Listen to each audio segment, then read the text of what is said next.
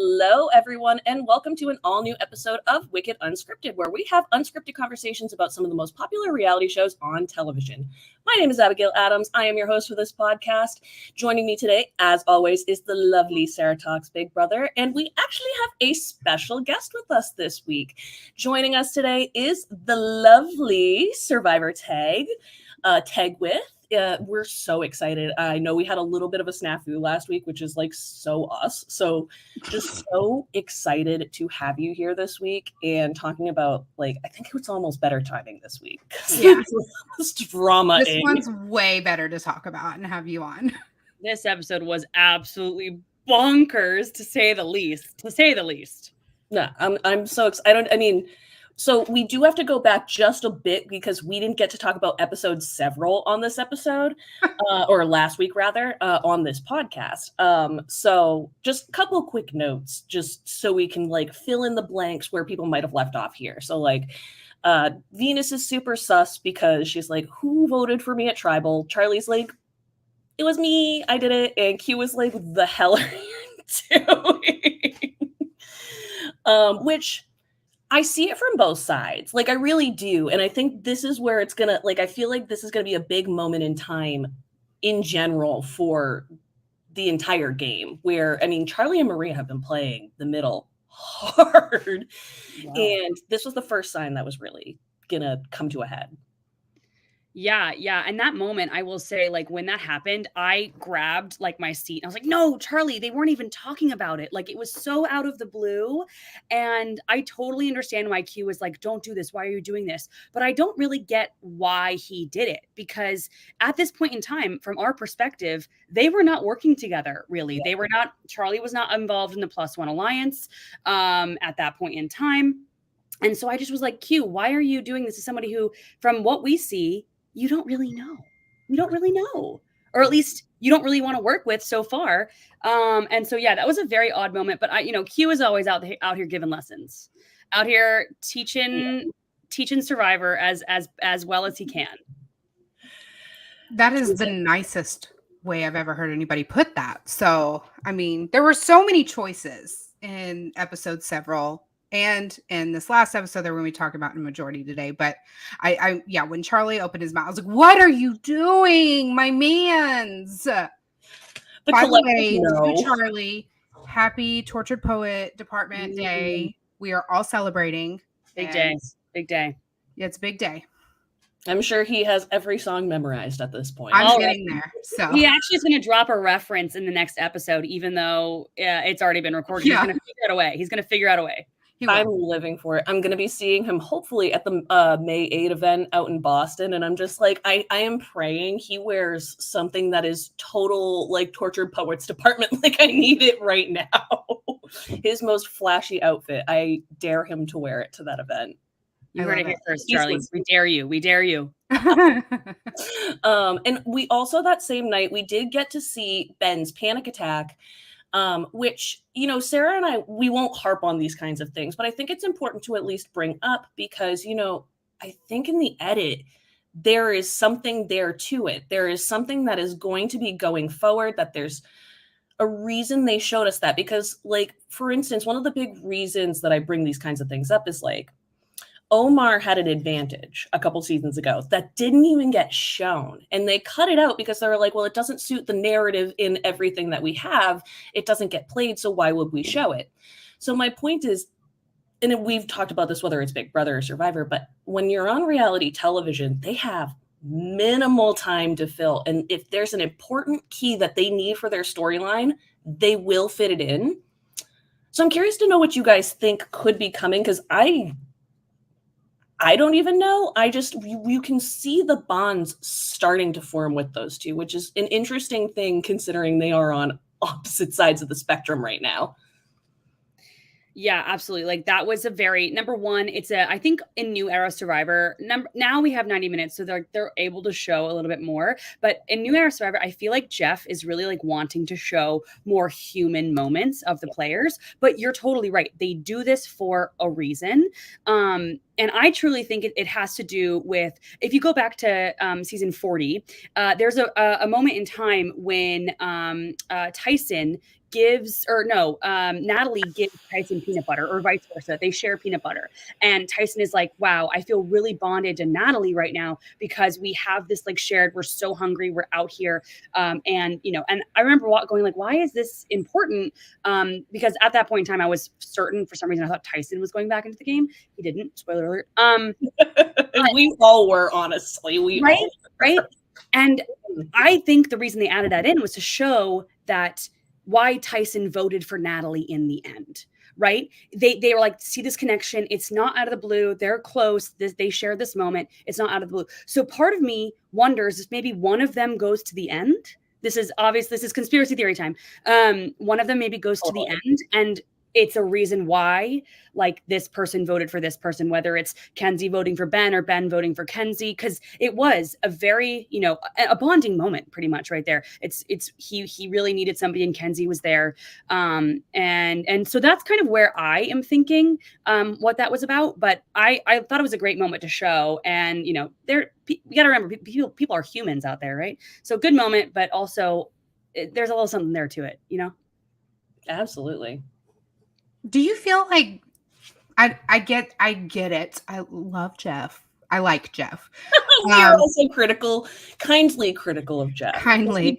I get that he's wanting these more human moments, but I feel like in this, especially in this new era, and as things go on, is it just me, or does it feel very forced on his end and on production's end?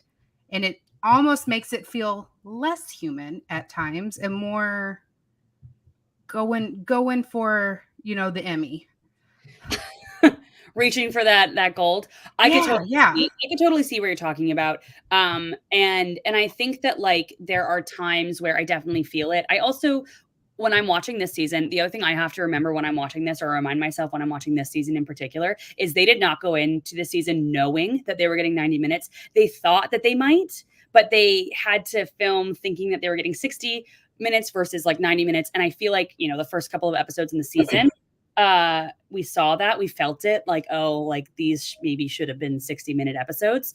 But every single bit where there's like a camp life, like the Q skirt, which we'll talk about later in the episode, next episode. But like all those moments, I'm like, if this were 60 minutes, they would have probably cut that part out.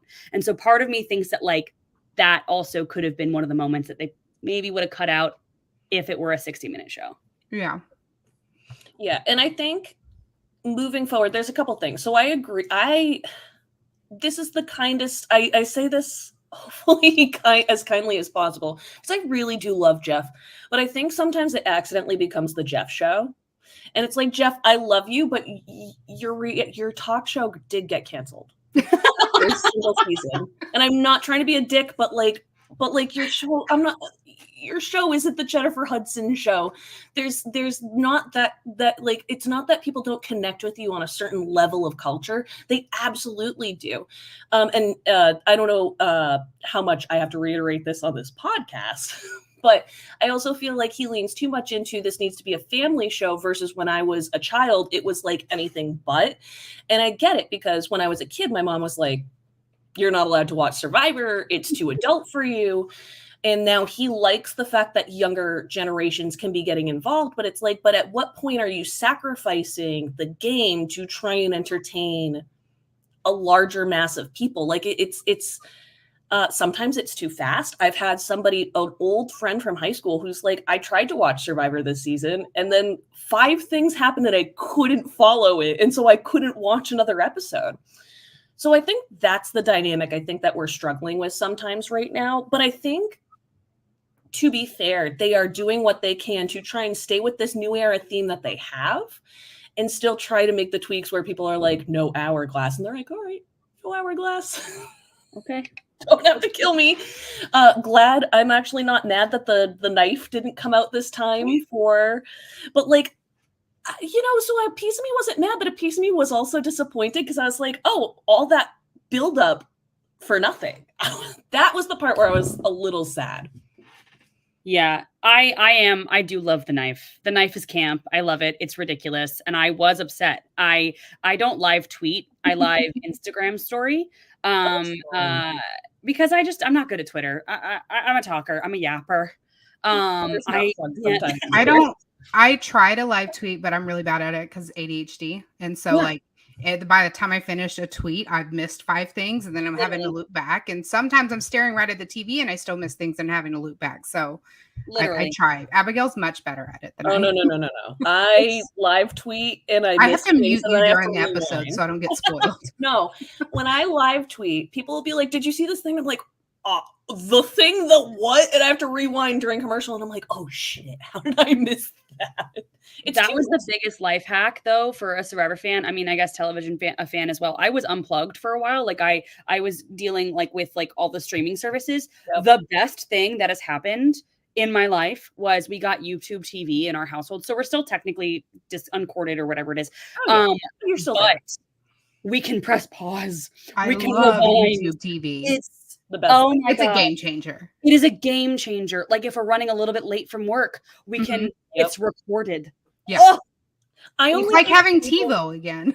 literally. I hate for cable because of internet, but like we do the same thing where like my boyfriend will be like, "I'm coming home with the pizza." I'm here, like, what held us up, literally, by the way.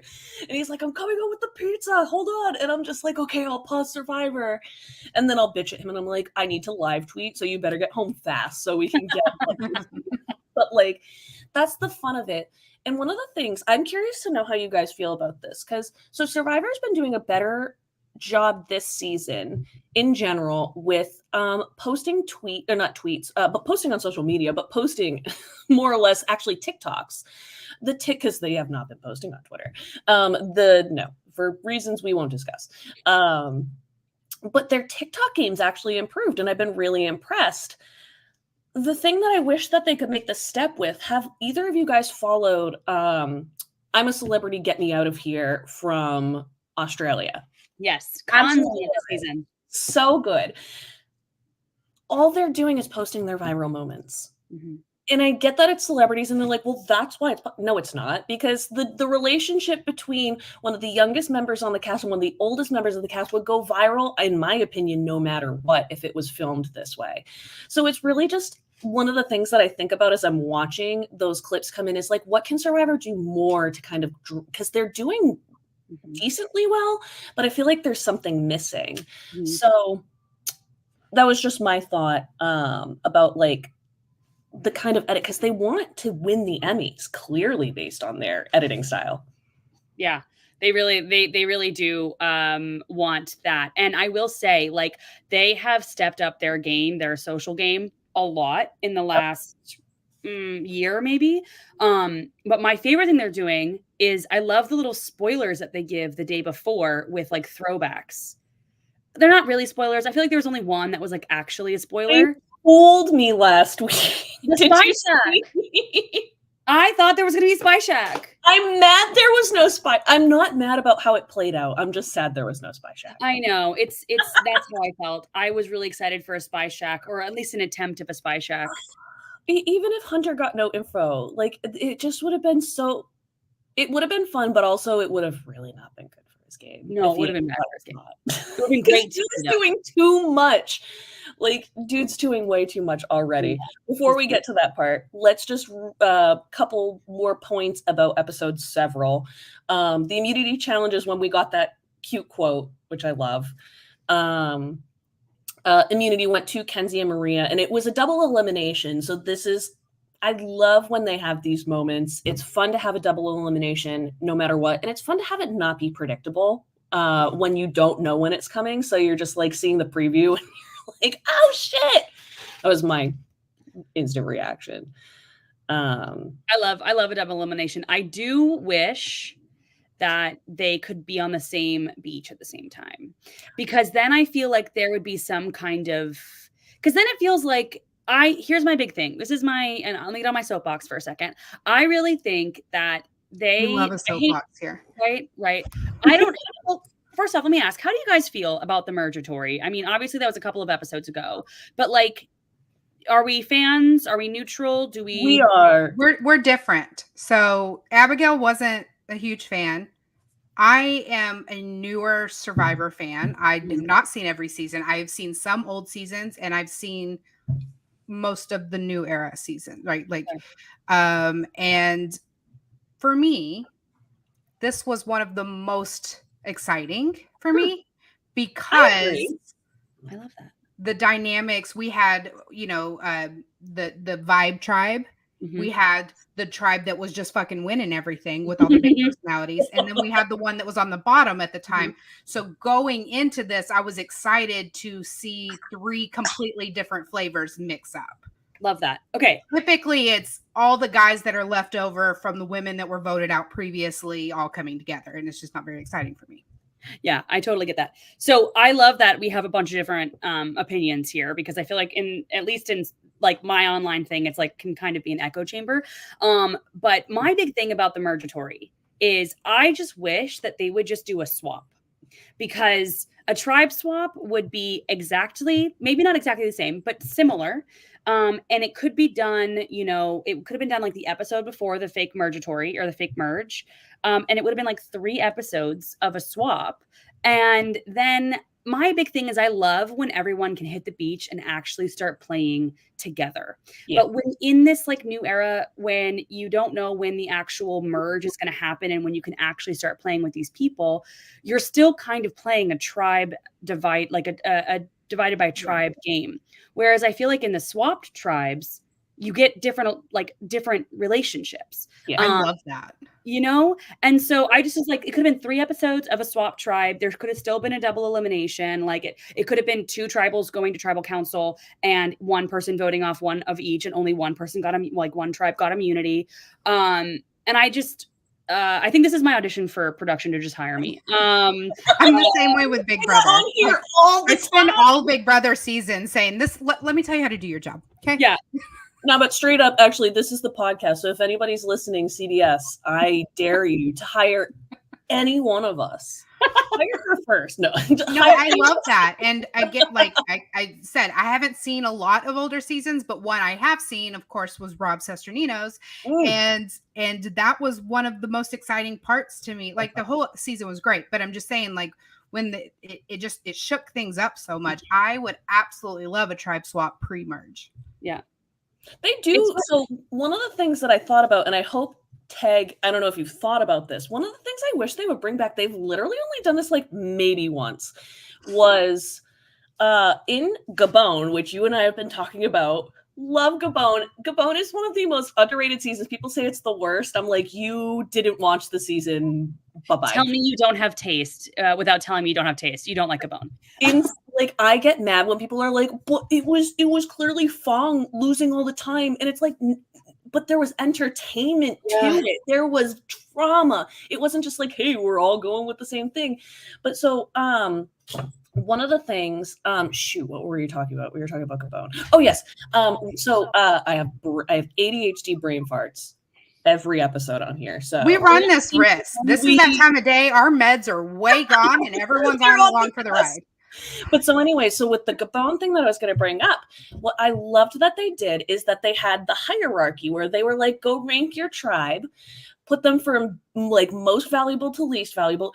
Bob is the most valuable person on his tribe, is the last person picked. And I've always loved Bob because he's from my area. He's a Maine guy, and my mom is from Maine. So I'm just like, I love you so much. I love Bob. He's a king. Live for that man. I saw him for 2 seconds at the Boston event last year, and I was just like, I would die. Oh, Ted, you gotta come to Boston then. I know I should come to Boston. Evie's there. I gotta come to New York City too, anyways. So I'm coming to New York City.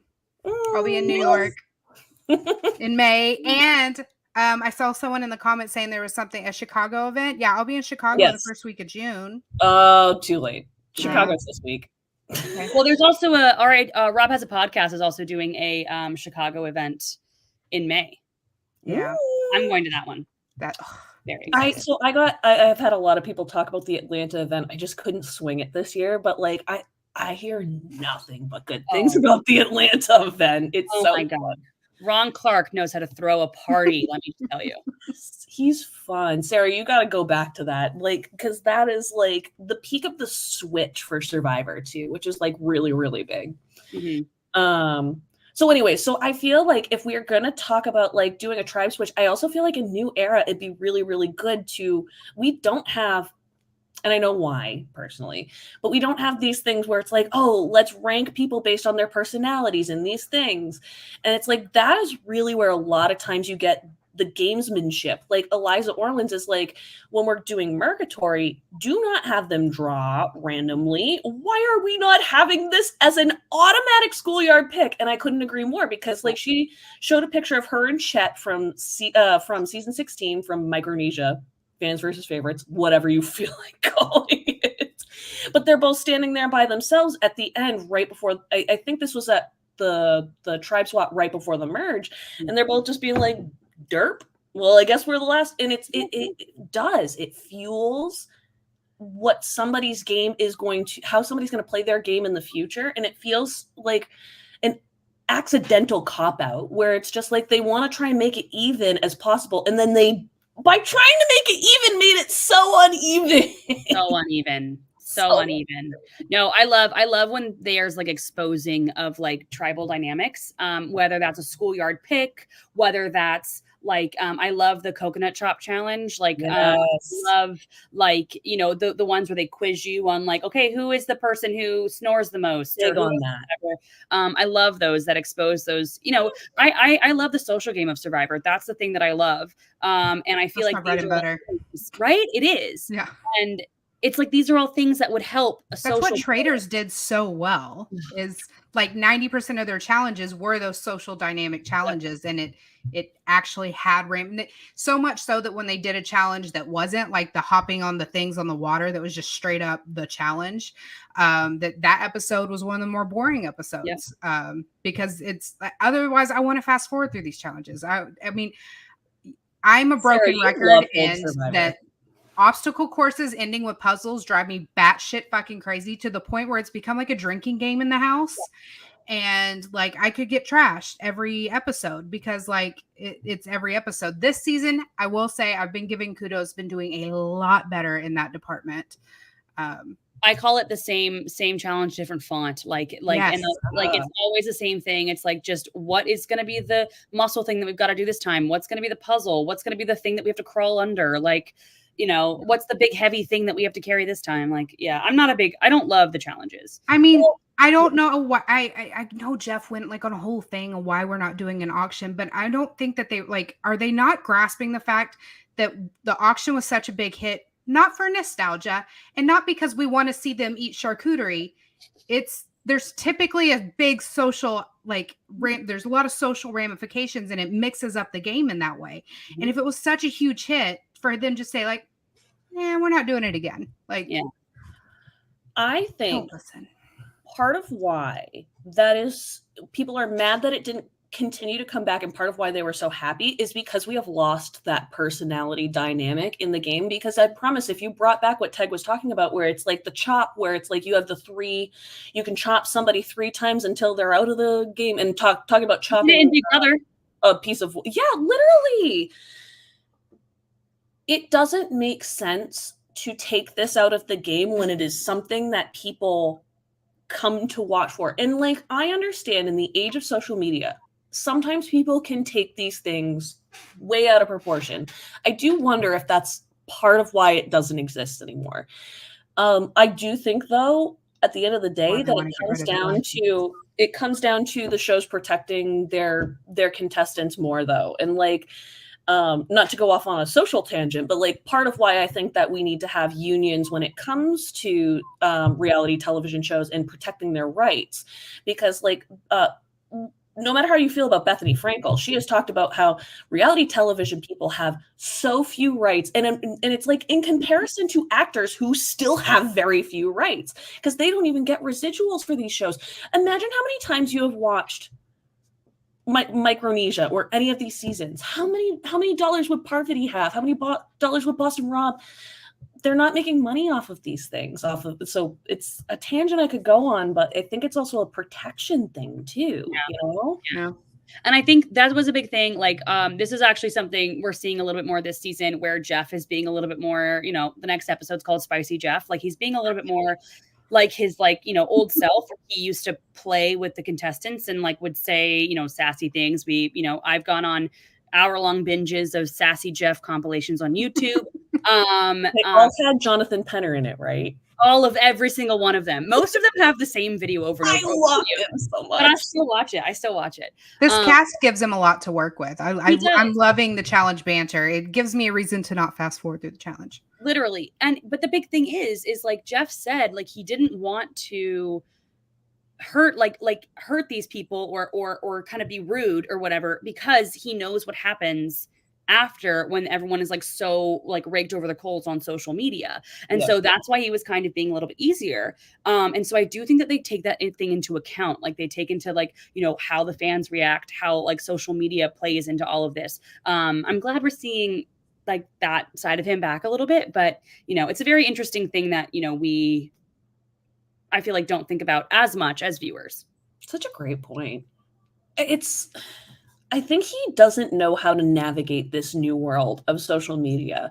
And I don't judge him for not, because honestly, I don't think I know half the time. I post a video and I'm like, if people kill me for this, I guess this is the end of my career. Even if it's the tamest shit where it's just me saying something like, when I posted my Q video this week where I was like, I'm halfway through the episode, Q's getting too much airtime. He's in for a disaster and I don't know what it is.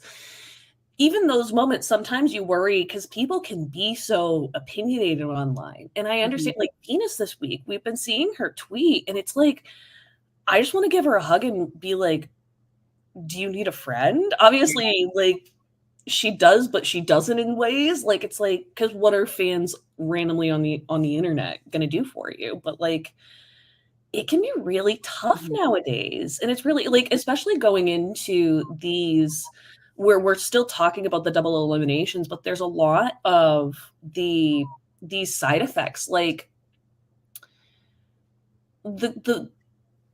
issue with Tevin, Soda, and Venus, not saying it was all just that, but it was all interconnected. It plays such a major role. And I don't know, it's interesting to see how it plays out on social media. Yeah, it's very weird. It's I think a very weird, new, obviously not a new world we're living in because social media's been around for a while, but it's an interesting way to kind of, look at these shows that we've been watching for forever. And see a little bit of a, we don't have to have a reunion show, even though they're great, but we don't have to have one because we kind of already get it on social media. Yep. Or if it's going to be done, it needs to go back to being live. I think I get why they did for COVID era. Totally understand why they were like, hey, we can't do live stuff. But it's yo, I'm sorry and even if it's because we have, and there is debate about whether the pandemic is over or not. So it's okay, so if you want to require people to wear masks on stage for certain people's protection, let's do it. Let's put whatever protocols are in place so we can have a live, if everybody wants to sign off on some sort of liability waiver saying I'm not wearing a mask because of it has nothing to do with that. COVID just made them realize editing's a lot easier when it's You're right. live. You are right. And I think that's really the big thing, is that they want to be able to have it ready, have it done, and not also risk live snafus. Not that they've had really anything major, but in the age of social media, they don't want to run that risk. And I miss him though. I do too. I mean, run it on a 30-minute delay, damn it. Just have them react, and then just have it be semi-live. Or do what we talked about. The Traitors, right? Yes. Granted, that wasn't live at all. But it was filmed a week prior. Yes. So I don't know. I feel like that's also a good option. If they really don't want to do it actually live, here's CBS. Take multiple notes out of the Traitors handbook, not just this one. The Traitors did it well this year. Oh, incredible. They fucking crushed it. So many more. Literally. They only won awards for casting for season 1, which, by the way, I don't know if you guys heard. 2 of those casting producers have joined the Big Brother casting team for this year. So I am fucking stoked. That's going to be great. And if also they can connect with Survivor, I'll just jizz everywhere. I'll Yes. just be done. But would that's be the thing. They know what they're doing. And I think they're actually in for more awards this year because of what they were able to do. And it's like, I think people don't follow everything Traders does in terms of like step by step, but like if Traders is like willing to run risks and they're reaping rewards, run risks. You have to run risks in order to have anything good. And I think we talked about this in length our last episode too. I think Survivor and Big Brother are old dogs in a universe and a world where reality television as a whole is gaining in like incredible popularity, and they're just being outshone in every corner. So they really just have to make some changes and quick if they want to keep up, because they're not the only reality options anymore. No, they are not. No, they are not. I think they're trying to make these changes too. I think the changes they're just making are not hitting, and I don't know if there's a panic button they're hitting, but like you can see they're trying to make changes to Survivor, and they're just like, here you go, and we're like, no. Yeah. Sometimes there's a yes. Sometimes it's like, ooh, okay, I like this, but like right now it's, I'd say 8 out of 10 times it's a no thank you. We appreciate the effort. Yeah. Pass forever on whatever you just tried. Speaking of no thank you, can we talk about Q in this week? Well, we're gonna let's move into it. It's perfect timing. So much no thank you there. Like I just heard the segue. Thank you. Q. I think it was with best intentions. I really do. I think he just doesn't hear himself sometimes. As a Texan, I'm just gonna give Q, a bless your heart and live for that. I think I heard Brandon Donlin say on another podcast, I think it was on The Specialist, he said, and I agree with him, that he thinks that Q is the best casting Survivor has done for a male contestant since Tony. And absolutely. I think Brandon Donlin hit the nail on the head. By the way, we're obsessed with him. I am too. I think that we plug his social media every single episode because we're just obsessed with him. He's one of my favorite people on the planet. He's incredible. And he's the funniest person you'll ever meet or follow on Twitter. So you want to be his best friend. Like, yeah, he's incredible. And he always has the right takes. Like he always, every single time he's like, yep, I totally agree. We need him on the show. It's like bucket list. He's incredible. He's incredible. I love that you guys love him. Because he's right. Q is such an incredible casting because, and I would say this for a lot of people on the season. I would say Venus is a great cast. I would say Kenzie's and Tiffany are a great cast. Like, I mean, I would even say Banu was a great cast because say what you will about Banu, people talked about him. Yes. And all PR is good PR. Their first boot is still getting talked about.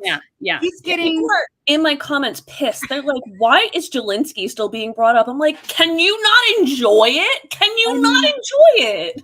It's incredible. And so like Q is just one of those people who I just and I will say he started off the season. I loved his gameplay. Early pre-merge, I was like, yes, Q. He's playing the middle. He knows what he's doing. He's here to help people. He's here to help Banu maybe, change what he's doing, keep on going on. But then merge comes around and I'm like, oh, this man wants to control everything. And I respect it. I respect someone going on Survivor and like wanting to control, because I feel like that is a dangerous game to play. Especially people see it. But this episode, it was like tried to control so much that he was willing to take himself out to control. Now, this is absolutely hands down one of my absolute favorite things about the social aspect of these competition reality shows. This is actually what I'm passionate about. This is the stuff I live for in Big Brother. That's how I got sucked into this world. And it's this, we call it BB Brain in Big Brother. And I talked about this specifically about Q a few weeks ago, where I was talking about what a great position Q was in, but how headstrong he is. I love that he takes on the coach role without taking on the Bruce type coach role, where it's a self-established coach role. He seemed to do it so seamlessly. But my concern with him and with Tiff has been that they are the kind of players that are such strong players that they are more susceptible to this like tunnel vision thinking, where more paranoia set in. Their line of reasoning for getting someone out trumps the wiggle room and the flexibility that you need in these kinds of social dynamics, to where they can't like see the forest through the trees kind of situation, and they can't recognize that they are about to put themselves on the outs if they can't be more amenable to feeling what the whole tribe wants, and like, no, this is the way, this is, and that is exactly what we saw. So I love Q. I think he was fantastic. This episode specifically was just like a textbook level example of that mentality that these games can kind of force people to have, and it's something that they could never see themselves doing on the outside, like watching from a couch at home. Mm-hmm. Yeah. I totally agree. Oh, sorry. Go ahead. Sorry. Go, Abigail. Go, Abigail. I was just going to ask you. I'd be curious because so Sarah and we did our winners draft. We talked about this right before. So we had our winners draft, and when we did that, Sarah had a comment that we have retracted at this point. Well, not fully retracted, but we've retracted to some degree. Do you think that? How much do you think Q knows about the game? It wasn't about Q. That was about Tim. I thought that was about Q. It was about Tim. Was that because we drafted Q and Tim back to back? That's why you're. But it was Tim that we had concerns with. I definitely thought you were like, he seemed like, because I brought up concerns personally. I know I brought up concerns. Not that I thought that he was going to be a bad player, but a lot of his Survivor knowledge seemed very generic. So this is going to be a criticism for both of them, where it was. But I think the same thing went for Tim, because I was watching a lot of, when we did our draft, those were two of the people that dropped to the bottom for me because of it's, I was trying to be like, how much do they know about Survivor? What are they really going in with knowledge wise? And I got to say personally that Q fooled me in terms of, I thought he was going to be a much more black and white player in terms of like, I know how old school works versus new school. So maybe I've like given you too much there, but well, I'm curious to know what you think about that. He wants to play Q School, Survivor. So I think that's a really good question, because I don't know, because I do feel like there are some people. So if you follow like Soda on Instagram, she just did like a kind of like an AMA on her stories. Obviously there were some things she couldn't answer, but like one of the questions was, when did she start watching Survivor? And she started watching in the pandemic. And I think Kenzie's also kind of a recent, like, I mean, I'm also kind of recent. I started in 2018. But so there are some people that I think are relatively new.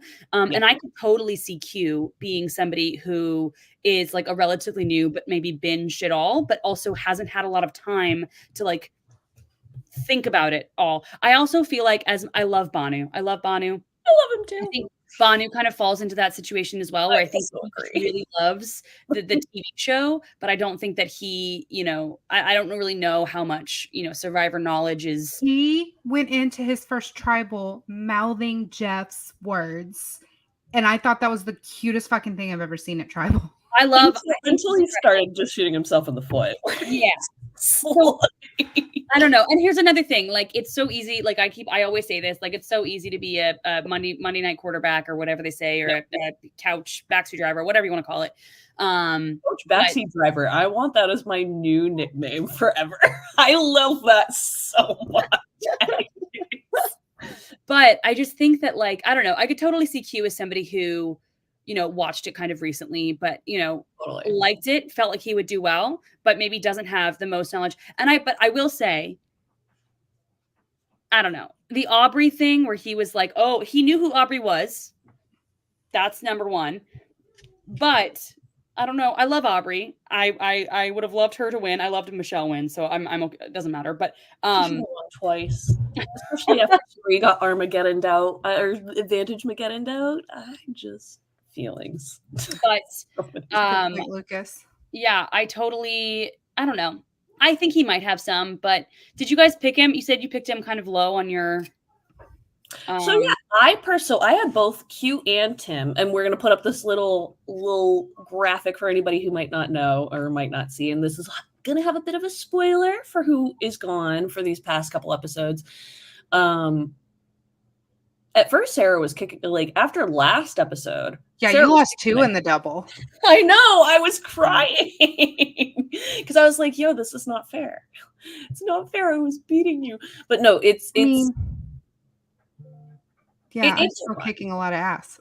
So I also hilariously don't know how I picked Kenzie and Q. I don't know how I have 2 Yanu left. Kenzie is pleasantly surprising me. I love really her. liked Kenzie from the jump, but I'll like episode 1, I think it was, where I said she's got that self-proclaimed queen bee energy and people are going to clock it pretty quickly that she's got to go. She got into some trouble. Luckily there was a med evac situation and she saved her skin, but I think that she's reacclimated quite nicely.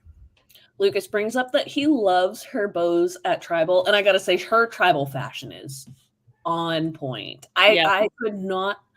I have a buff right here, and I literally sat here and I'm like, how the fuck did she tie that into the bow that she has? Very creative. They had to have given her an extra one. I will not believe it otherwise. She was given an extra buff. You can bullshit. I just she's a master because, like, literally, I just don't know. She's a master.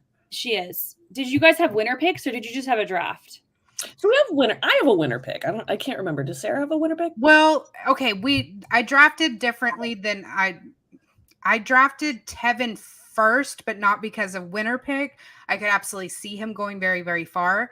I just thought he was more at jeopardy for Abigail snaking him from me. So, but Hunter, I picked Linsky first. So Hunter is my winner pick as far as like going with my gut. I could see him absolutely taking the whole game. But it's between Hunter and Tiffany. And if I have to choose, like, which, I would love to see a Tiffany win. Mm-hmm. So mine has been Maria from the beginning. Oh, I drafted Hunter first? What's hilarious has been, so I drafted, I think you drafted Hunter first. I did Hunter, Tevin, and Tiffany. Those were the ones I was scared of you taking, and then everybody else I was like... Because of the stupid goddamn last name thing, where I was just like, I'm so smart. I'm picking the person with the last draft name. Jelinski first. Me up everything. But so... You were not wrong, though. You were not wrong. You said, I'm drafting him because anyone in Survivor that goes by their last name has a history of becoming iconic. And that he did. He is iconic. He is iconic. You're 100%. That sounds great. I think he'll come back when they give them the opportunity to come back. I know he should have been very much on like Big Brother. No, I don't want That's what we settled on. We said this in a previous podcast that he should have been cast for Big Brother. Yes. So anyway, so Maria is my personal pick. I did not get to pick Charlie, but I wanted to. And right now, Charlie is really rising in my ranks for postseason winner pick. Like, holy shit. The edits he's getting, they're not big, but they are strategic. It's showing where he is placing himself. And it's feeling like, holy shit, he's going to take it, isn't he? He might not, but like I don't know. The edit's giving me something. So, who's your winner pick? Please. Oh, okay. So my winner pick, I was deciding between Tiffany and Kenzie. My boyfriend and I did a live where we kind of on TikTok where we were like drafting, and we did kind of do it like, we didn't do a draft. We did like a where we think everyone is going to land, which is so fun to look back on and just be like, how wrong was I? But it's a very fun thing. I love to see how wrong I was. But we decided, or I kind of decided, it was kind of like when you go to a restaurant and you want to order something and then the person that you're with also wants to order it. And so you're like, oh, okay, let me order something else because I don't want us to both have the same thing. Like I want to hedge our bets a little bit. Kind of did that with winner picks. So Ryan chose Kenzie and I was kind of like, I could go either way. So I just went Tiffany. Okay. And it turns out Ryan went Kenzie because he was going to go Tiffany and he thought that I was going to choose Kenzie. So he kind of swapped winner pick. But that's okay because we're both like, we got one of them like, and I genuinely feel like one of them could win this whole thing. Yeah. And I would be ecstatic because the furthest my winner pick has ever gone is Owen. And we all knew Owen was not going to win very early on in the season. So the furthest my winner pick has gone. The closest I ever got, and I will say this, Lauren Ashley Beck, I chose her in 38, 39. And obviously she didn't go to the end, but if she had gone to the end, she would have won the whole damn thing. So the end. Not saying that she did, but like I hate that she doesn't get that credit because like it's like I know it wasn't final 3, but like she got fire making. Yep. I get losing there. I think I've always had that issue with the distinction, and not saying that you are wrong at all. No, I agree. I get you. I like, because like when we're talking about end, for me in my brain, end is like you made to the final episode, not even just final 3 is definitely the end. And I think it's an interesting distinction because people have different definitions where they're like, oh, it's once you start the final episode, or oh no, it is literally right there. Some people literally leave it at fire making. So I think fire making leaves it a little open because we didn't have fire making for so long though. But it is really a fascinating fire making social dynamic to me. Yeah, I would like to do away with fire making. I saw to bring back no fire making, like please. I saw an April Fool's joke where they were like, Jeff has said that fire making's not coming back for the next season. And I just wasn't thinking, and I jizzed myself. I was like, oh my God! I can't believe I used that phrase twice in an episode. You did. You did. It really wasn't intentional. It's a lot better than the episode where we talked poop the whole time. So There's Tim. Is Tim here? Facts. But I was literally just like, I was so turned off. And so it's just one of those moments where it can be a nicer moment. I lost all train of thought because I'm thinking about the poop episode. I just can't get my mind. But hey, in this episode, we got poop talk too. We did. Lisa, she hasn't pooped. You do. So we need a poop counter for Bachelor in Paradise literally evacuated somebody on day 10 because she hadn't pooped in 10 days. That's all I can think about is like, would they do that on Survivor? Because they're literally didn't poop in 10 days. Bruce on something got evacuated because he had an upset stomach, but he hadn't pooped in a long time. And so Bruce on, what was it? It was I forget what season, but it was like near the end too. Yep. And it was a poop related medevac. But it was like, I think like day 25 or something. But I'm so worried for Liz. I know. I will say she's not eating a lot. Was that Ko Wrong? No, I think it was before that. It must have been. Ko Wrong was. I say that because Ko Wrong had every medevac under so the many medevacs, like 9. I mean, maybe it was, but I don't think maybe. But either way, it's an unfortunate way to go out. I also like, since we're talking about it, like heart broke for Randon because we were talking on the episode he went out. Can you imagine what him and Venus would be doing? Yeah. I'm screaming because it's just like not his fault, not even Medic's fault. Like they did the right thing, but I'm just like mad because it's like they were so close to being, I think, the powerhouse of the season, being like your JT and Steven, and it was gonna go everywhere. It would have been so good. I think about that a lot. Well, so what Q's like things in this episode? It was we talked about how oh my God, what was the first one? The hide and seek one, though. We hadn't talked about that one. I loved the hide and seek. We talked last week that that was the prediction that they were going to play hide and seek. But his reaction to it was embarrassing. It was a good idea. And then he was just like, I'm going to take this in the total wrong direction. And it's like a choice. He and Venus were really like looking into, like they were like getting a psych degree over, people's placement of hide and seek. They were like, what does it say? Were they an only child based on how they hid? Like that's kind of what I was getting. Now here's the thing. Leave it to Q to like make Rorschach paintings in the sand. And what do you see here? Wait, this is a kind of a side note. I'll save it for later.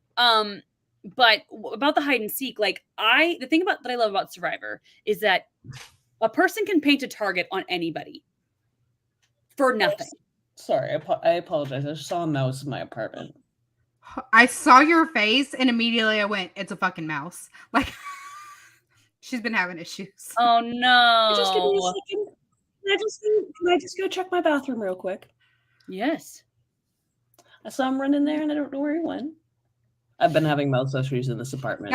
That's a you problem in an hour. Okay. That's not If you guys want to keep talking, please feel Yeah. free. I will be right back. Oh no. No. No.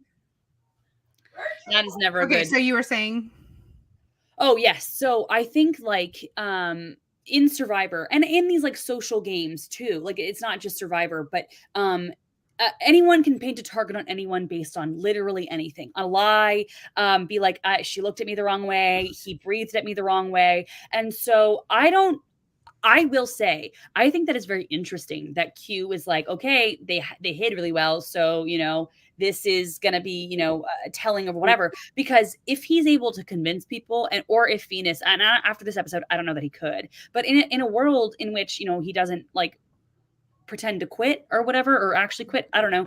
oh my God. It was another wild. one. But in a different world, I do think that he could be like, somebody brings up the name like, hey, Ben, I'm getting kind of iffy vibes against Ben. And then he could go, well, I've been actually thinking about that for a while because I don't know, he won hide and seek. And I know that was just a game, but like, it just seemed a little bit too competitive and like all of this stuff. And so I will say anything in Survivor can be used as ammunition. And so I just kind of think that like, I think it was a little bit of a stretch, but I have seen people get voted out for less on Survivor, So I do think it's a stretch, but I do think it's something that he could like, in theory, in a different world, bank and be like, oh, somebody brings up a name that, whatever, Hunter, great. Oh my God, Hunter, he climbed up that tree, blah, blah, blah, blah, blah, get him out. You know what I mean? It was a stretch. It was a very silly moment, but to play devil's advocate. I mean, he was just, I felt like he just needed to get like a good meal and a good night's sleep in him, because it was just starting to feel between that and then like when they're talking about who they're voting for, and then there was all that drama and his like scramble of it all, and then shit, not even to mention like what he did at tribal council, which is the craziest tribal council I've ever seen. Yeah. I know I haven't seen all the seasons. No. I can't imagine them being more confusing and what the fuck than that. That's a top 5. That's very a top few. Oh, yeah. Totally. Yeah. Totally. I've seen drama. I've seen yelling. This was not that. That was like, I couldn't, I remember writing WTF on my notes and we're talking in the Discord.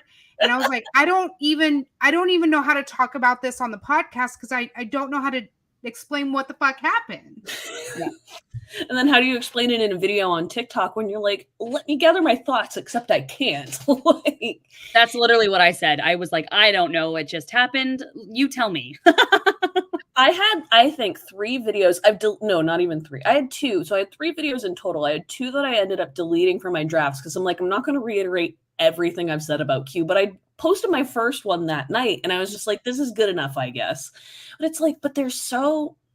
What I do like about Survivor right now is there is so much going on that it keeps you entertained to some extent, but I do just wonder like when it becomes too much, when like you don't want to, because again, to my friend who like watched and she was like 5 things going on at once. I'd like to follow, but I can't. And so it's not that like no one wants drama, but it's like, how does it sew into the show and the editing? I think the editing's been doing the best that can to keep up with all these storylines. And to Teg's point, I think especially for a season where they weren't necessarily filming for 90 minutes, I think they're doing a really good job. Mm-hmm. The concern is if they continue 90 minutes, which I think they really should if they form the game right. The problem is I don't necessarily have trust that they're going to form the game right. I don't mind the 90-minute episodes with this cast. What I feel like they're not taking advantage of is this cast. We go into tribal and we've clearly missed very important pieces and we've clearly missed very important conversations where minds have changed. We see all these conversations about one person, they go to tribal and vote somebody else out. Give me the actual meat in those 90 minutes. Like, give me the social, tell me what these people are actually talking about. Don't try to say that it's going to be a good episode because you're going to be so surprised. I don't care that I'm surprised about who goes home. I care that I am not confused as to why they did. Mm-hmm. That's the biggest statement. I was really upset. Well, not really upset, but I didn't love when in this past episode. So this is both episodes, several, and also hide and seek. Yep. When Tim got voted out, right? In that episode, Tim was saying like, okay, so I guess we're gonna go Hunter. And he was, talking like, let's vote out Hunter. And then we find out in the next episode that Tim and Ben are actually best buds, and they actually have a name that they share. Like I forget what they call themselves, but like they had like a ship name basically of Yep. two of them that they called each other. And I'm like, why did we not know that these two were so close? And I also think that this also goes into, it's not just like about the social, it's also the strategy, because Tim purposely, what we found out in the exit interview, is Tim purposely did not give up Ben's name at that when he was like there with Hunter and Q, because he didn't want these strangers to know who his actual number one was, because in what world does a 6 like this ever work? Very rarely does.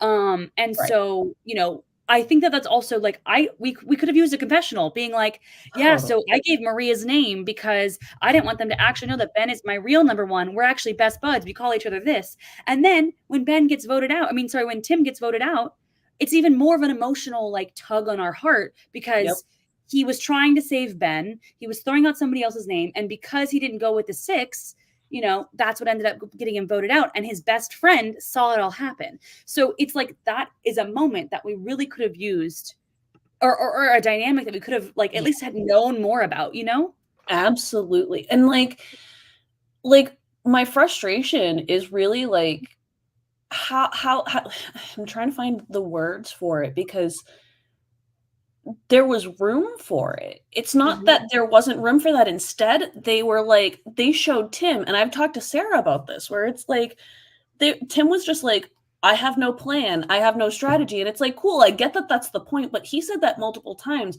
Why can't you fill in at that point where this relationship is going? And like, I think part of the concern is maybe that like we don't have enough background, and it's like, we don't need to know everything about Tim and Ben's relationship to know that they were going to be paired. We could see the outlines. Why don't you just give us the 90 seconds? It doesn't even, I don't think it even would take 90 seconds.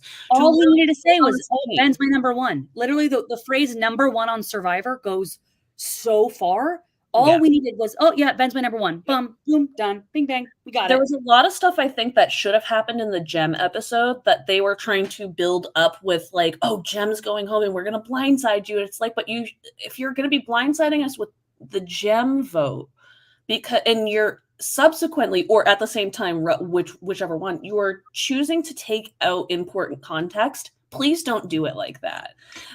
Because when you eventually give me a Survivor winner, I want to know how the fuck they got there. Yes. And like the people who are getting voted out are going to be surprised. Yep. Like leave the shockers to them. Like, just show me what led up to this, and not 60 seconds in the next episode either, because by then, like, I don't know. It's just like, I don't need all this. I don't like, Venus was giving us enough of the dramatics. Like, you don't need to like play into this, because by the way,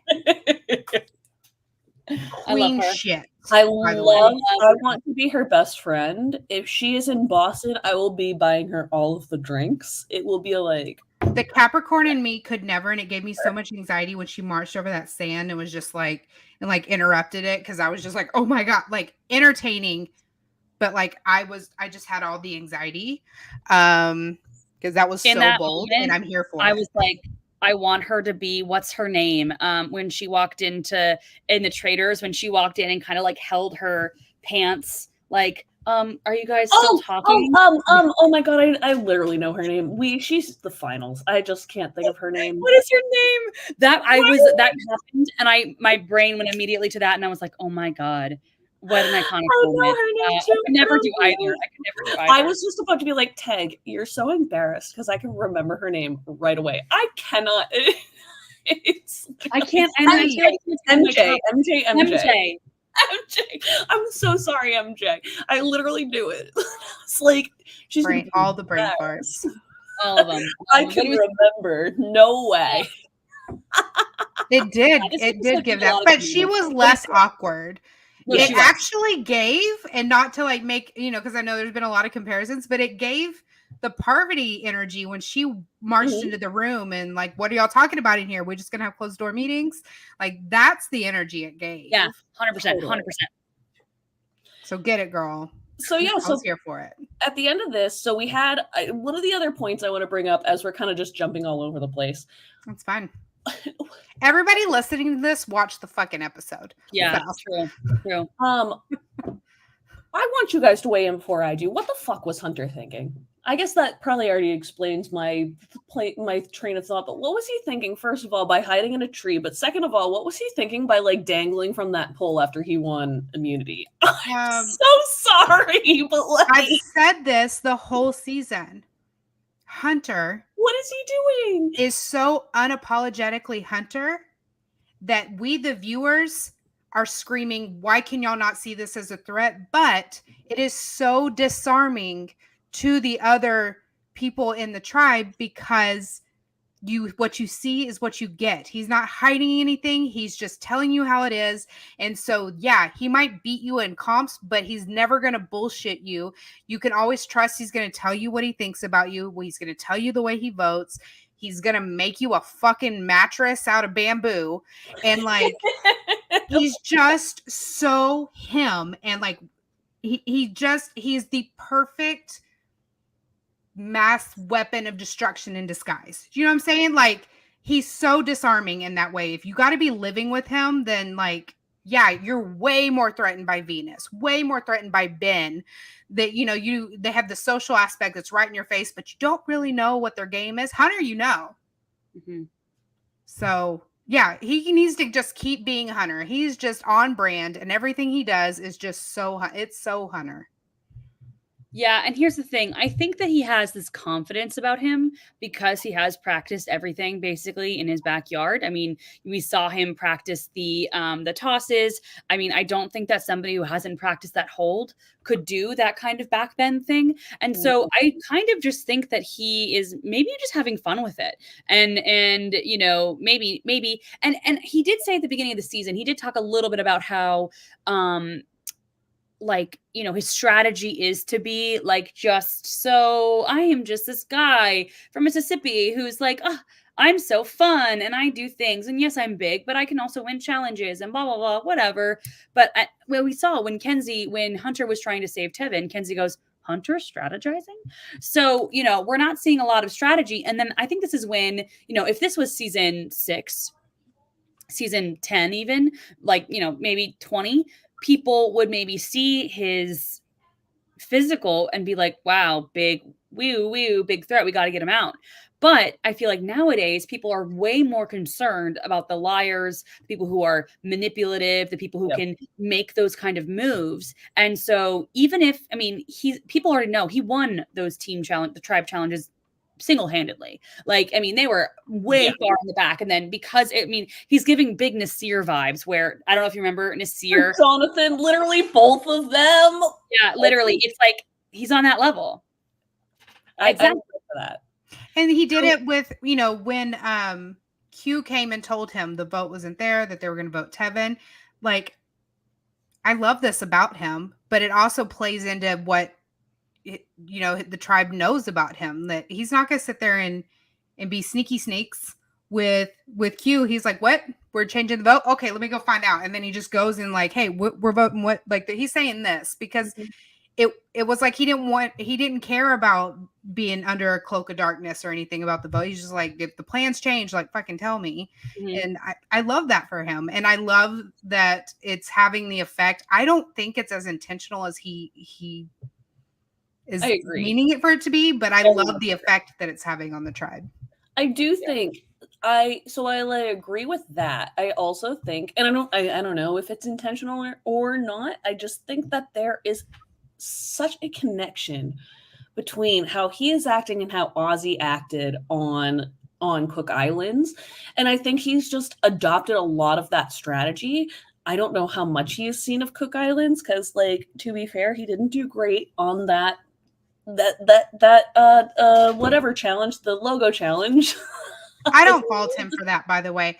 I've seen every season of Big Brother and they all have unique logos. I've seen every season multiple times. And I've even done trivia nights with logo. And that would be so hard to do on a timer.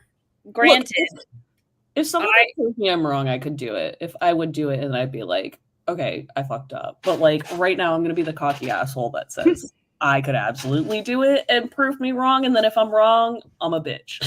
No, somebody made a little like app that they sent to me. I forget who it was. And I used it. But I will say I didn't get it in a 3-minute time period, but it was all 40 seasons. And it was on my phone and it was really tiny. So what took up most of the time was me searching these little tiny icons. I got to season 30 something. And every single one was correct.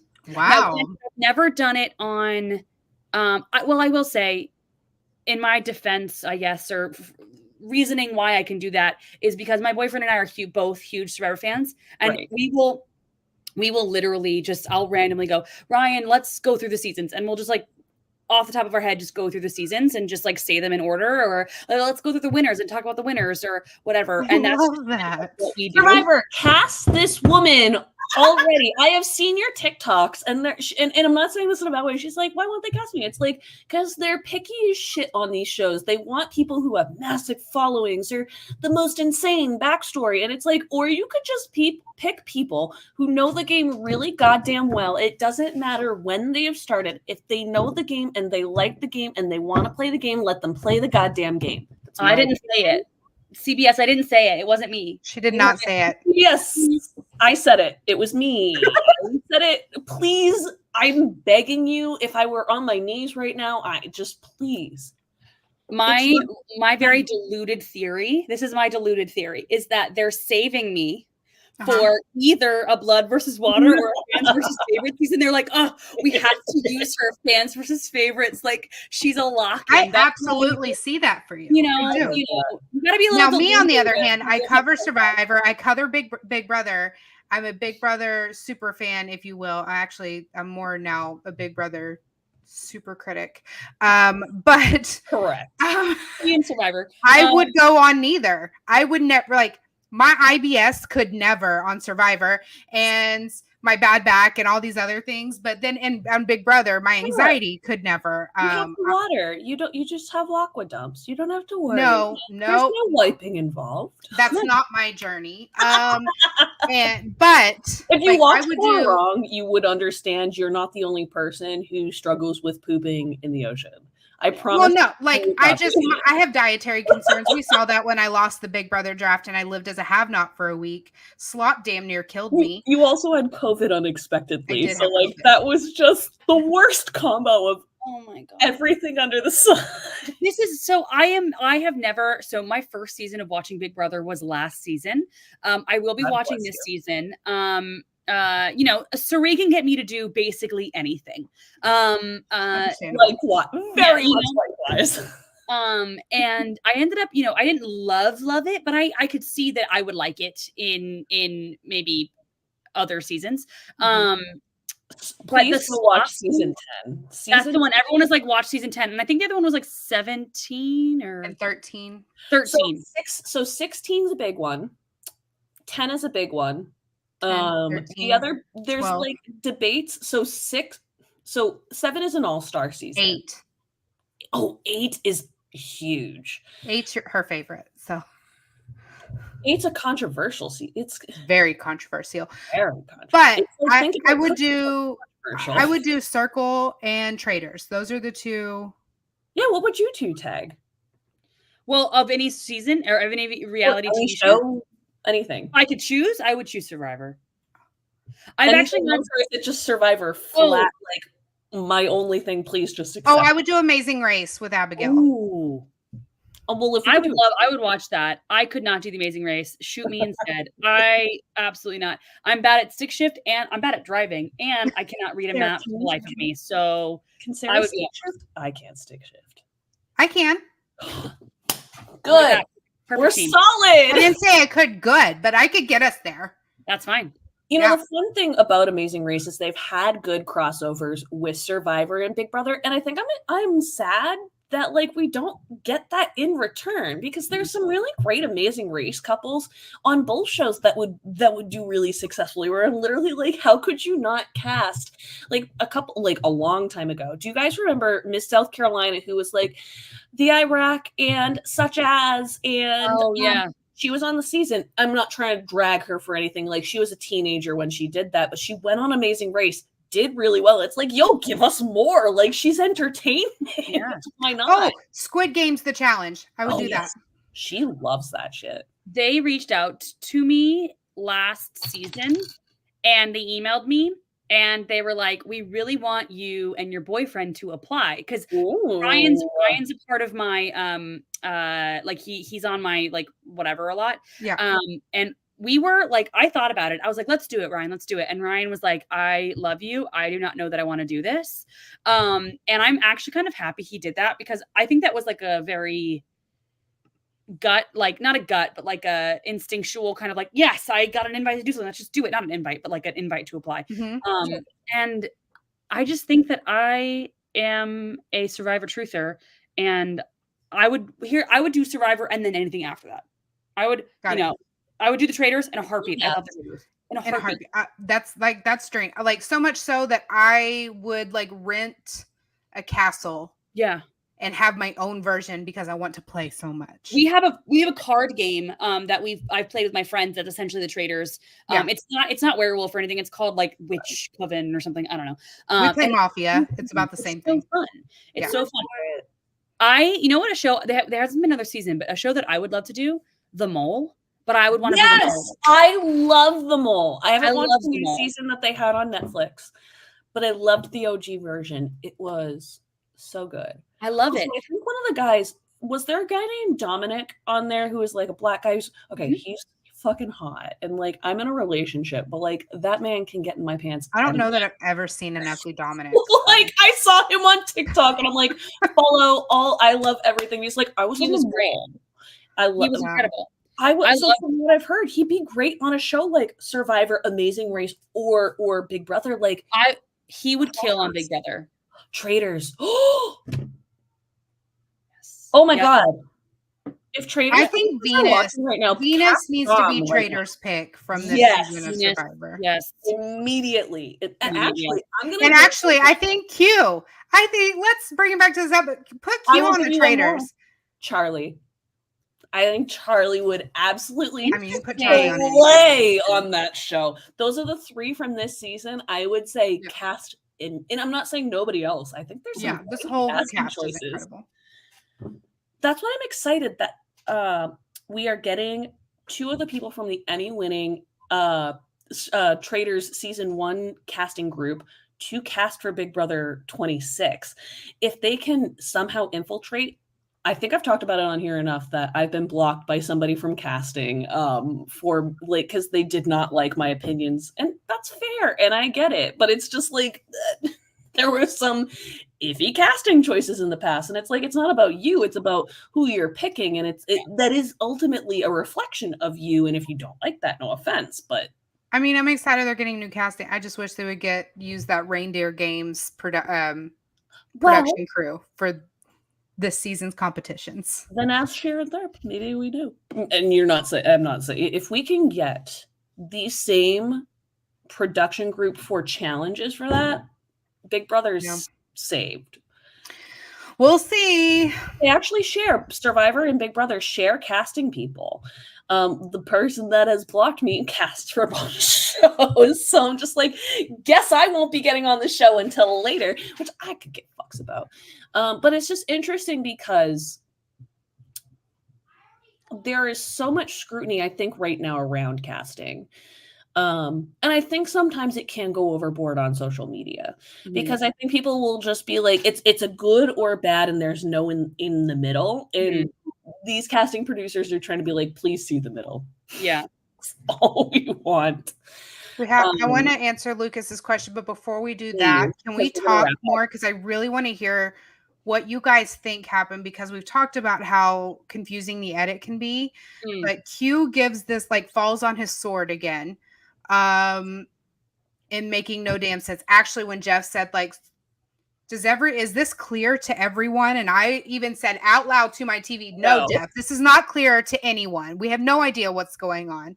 But he said that, like, Q is asking to leave, and then Q's like, no, I'm not. First of all, one, what do you guys think happened? And two, how did we lose Tevin?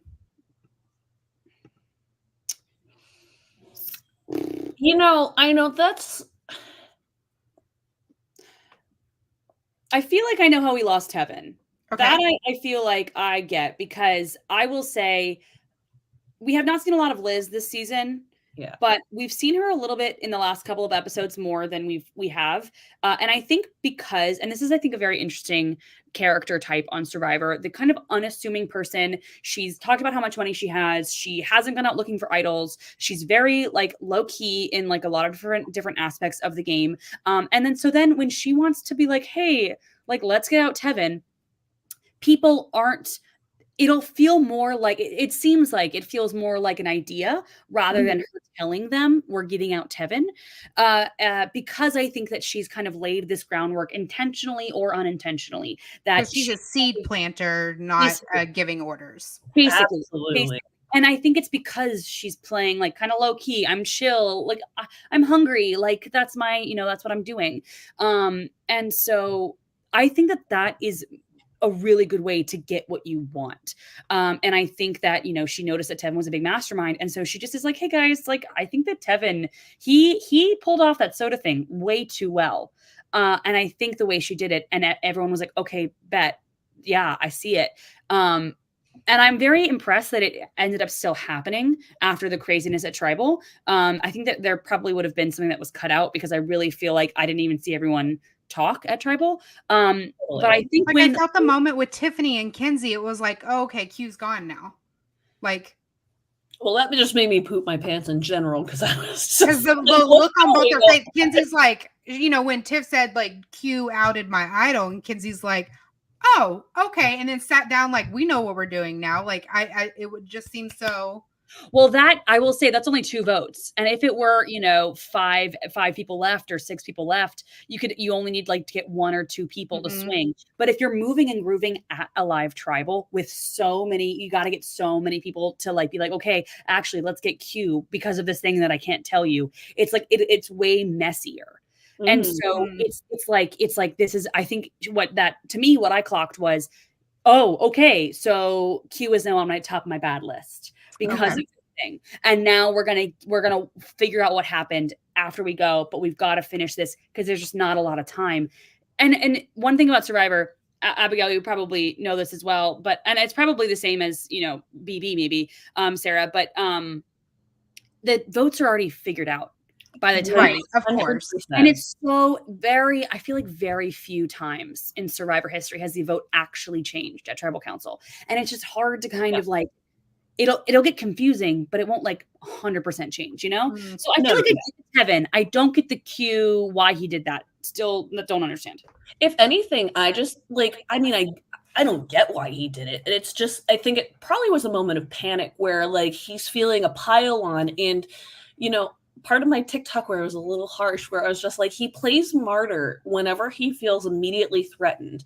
And while he had the ability on Yanu to kind of be like, play martyr, play martyr, play martyr, and then all of a sudden, like, 30 to 45 minutes later, reel it back and be like, sorry. Just how I felt in the moment, was just ready to go because of all the stress.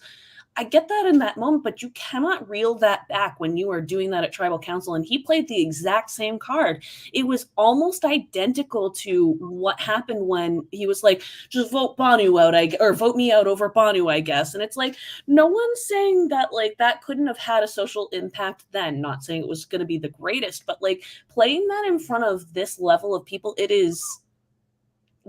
doesn't matter how the vote goes. Even if Tevin had stayed, I feel like no matter what, that would have immediately been the rift that was going to split the six that he had created. Mhm. I mean, I personally have a lot like that situation to me. I know that I have a lot of like,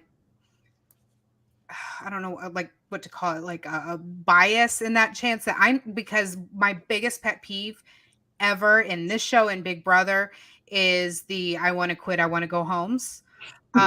Legit. It gets under my skin. And I was it last season or season before we had like 3 people quit like in the first 3 weeks. Season. Was it just Very last season? Yeah, and we've seen it on Big Brother, and like there's just something about, and then I've seen people use it for strategy, for sympathy, for and I just, as someone who I say I would never go on Big Brother now. I did try for very many years, and I went pretty far in the audition process to get on the show. But like I at one point did try very, very, very hard. It wasn't until I started covering the show where I'm like, oh no, I don't want a piece of that. Absolutely not. No, thank you. Because as fans, we're fucking cray.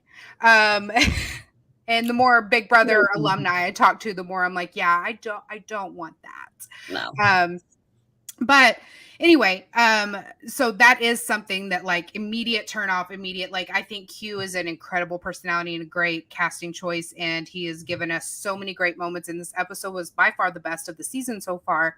I'm just really struggling with like, I would have voted for him immediately because this is not the first time he has said, I want to go home or tried to like fall on his sword again.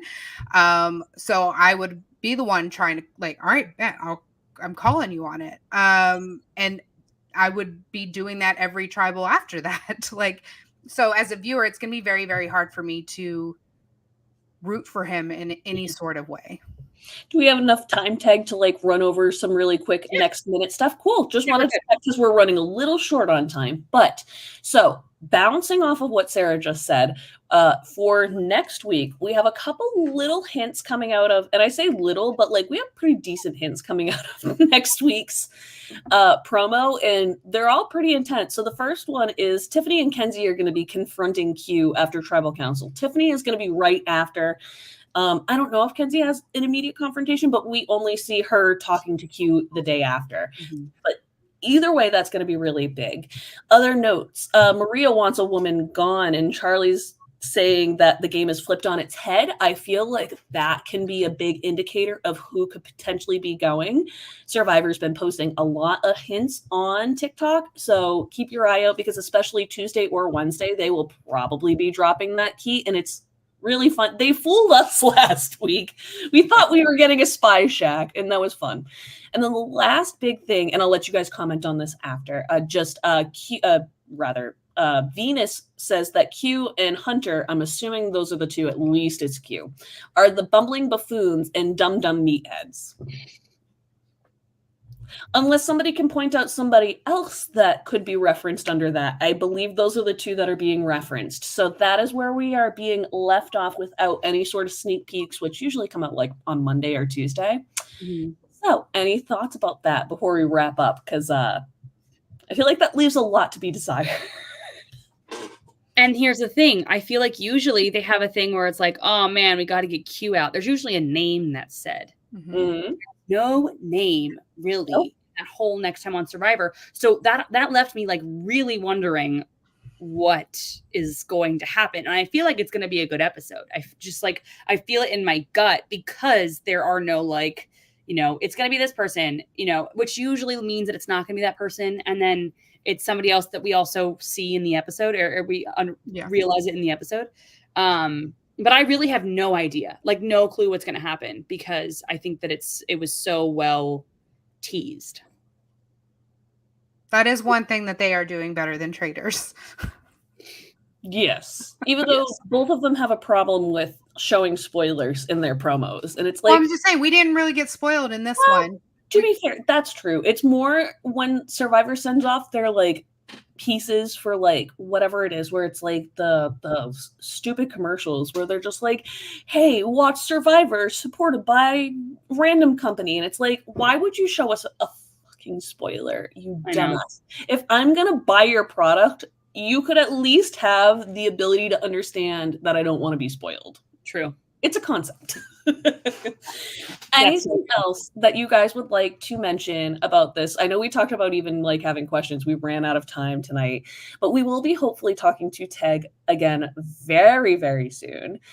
This has been so much fun. So like, just genuinely appreciate that you even had the time tonight to talk with us. So it's been fun. But again, anything that you guys would want to mention before I wrap up? Because talked about a lot tonight. I feel like so much, we talked about, even though we talked about a lot, we also talked about everything that I really, liked and thought about the episode. I will say the one thing I want to say is, this was about episode several. Kenzie obviously won that necklace, but I just want to say she only won it by like a very, very small amount. And I think that is the best case scenario for someone at that point in time to not be perceived as a challenge threat. And I just think that's very like interesting. She had that necklace, but I mean, she only won it by like a couple of seconds, even though Cube was like, oh man, Kenzie, look at that. It was a lot in that episode too with that challenge. So it was. We should have played the alphabet game, but honestly, because of Q, I'm not sure I understand how it works. So yeah, I don't think that he knows how I've never played the alphabet game like that. Yeah. I hadn't either. I mean, I get the way he was trying to play, but I think he's mixing Baltimore. Two things up. I love Charlie so much. I love Charlie so much. That man is incredible. Like literally, he is so much fun. And I've met him once, and it was in like I think like 2 minutes, where I was just like, this man has the energy that you're seeing on the screen. Like he has that social connection that's really, really desired when you're looking to cast somebody, because you didn't get as much of it, and I think we really got robbed of it in the first portion of the season. And I think it's partially just because Siga was winning, and so there wasn't much to show of it. But I really do think that was it's actually really, really important, because like we're already seeing like Maria going into this week being like, I want a woman out, and Charlie's like, oh shit, this is gonna turn everything on its head, because he sees the social. And I'm not saying Maria doesn't. It's just that like he understands if she's already hell-bent on this and this is the move, like if he's gonna agree, this is the move that's gonna shift things, and he is the power play. It's not that she's not making the power play, it's that he is the one agreeing to it and pushing it forward. So if those two make it to final 3 together, I genuinely, at this point, could not tell you who wins. I would say leaning Charlie, but I don't fully think that would be the case, because I feel like there's also things we've missed. I can't objectively say either way, because Charlie's on my draft and I want to win. To be fair, I mean, Maria's also my winner pick, so I guess I can't technically say anything. So Sarah, if you want to say anything, you're like beyond more than welcome. She keeps her mouth shut. Anything from you, Tag? I loved the episode. I love this kind of Survivor. It's a fun show, and I think that my big thing is like I'm glad that fans gave it time. A lot of fans were like, I'm giving up on Survivor in the first 3 episodes, and I'm like, let it cook. And it cooked, and it's great. And love this cast. I love the season, and I love y'all's coverage of it too. Yeah, well, we love yours. I'm terrible about posting any content right now, but I am definitely like eating up yours. Oh, so much same. Anytime I see it, I'm just like beep beep beep. It's so much fun. It's really been a blast, and it's really fun because I feel like TikTok's algorithm hasn't been great lately, and so it's like hiding people that I'm trying to see. So whenever I see Tech, I'm just like, I'm going to interact in every way. Same with Sarah, where it's just like, I think reality television doesn't hit as well on the algorithm, and it takes all of our effort to just be like screaming into the void. Really. It is what it is. So kudos to all of us for screaming into the void. But with that, that wraps up this episode of Wicked Unscripted. So if you like what you hear, don't forget to rate, review, and subscribe to the podcast. If you want to follow us on social media, you can follow Tag at Survivor Tag, correct? It's on TikTok, it's Survivor Simulation. Yes, thank you. Very silly username. That is beyond fine. And so if you want to follow her there, you can follow her there. You can follow Sarah at Sarah Talks Big Brother. And you can follow myself at It's Abigail Adams. And so you can follow us on basically all social media levels at that. But if you want to ask a question, share your thoughts, or leave us a tip, email the podcast at wickedunscriptedpod, P-O-D, @gmail.com for more. That is Wicked Unscripted Pod, P-O-D, @gmail.com for more. We're always looking for fresh and diverse voices to join the conversation. And with that, thank you, Teg. Thank you, Sarah. And we will see you next time. Bye. Bye. Bye.